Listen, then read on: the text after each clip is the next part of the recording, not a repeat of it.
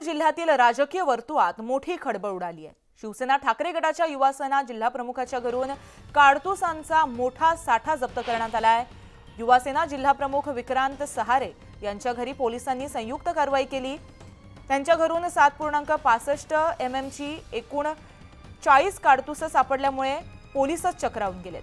चंद्रपुरात गेल्या काही दिवसांपासून गोळीबाराच्या घटनांमध्ये वाढ झाली आहे। त्यावर आळा घालण्यासाठी पोलिसांनी विशेष मोहीम राबवली। दरम्यान याच मोहिमेच्या वेळेस सहारे यांना शस्त्र विकण्यासाठी काही युवक येणार असल्याची गुप्त माहिती पोलिसांना मिळाली। त्यानुसार धाड टाकत पोलिसांनी विक्रांत सहारे यांच्या घरी 4 तास शोध मोहीम राबवली।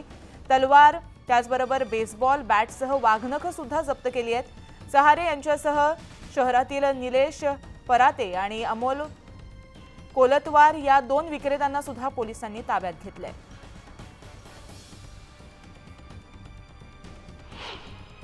पोलिसला बातमीदारामार्फत बातमी मिळाली की बाबूपेठ येथील राहणारे निलेश पराते आणि मनोज कोलटवार हे इंदिरानगर येथील राहणारे विक्रांत सहारे यांना वेपनची विक्री करण्यासाठी येणार आहेत।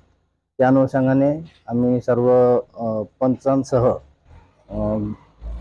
दबा धरून बसलो होतो। त्या ठिकाणी ते घरी पोहोचताच त्यांच्या XUV 700 या वाहनातून घरी पोहोचताच त्यांच्या जागोजाग छापा घातलाय।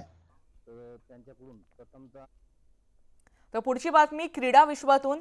पॅरिस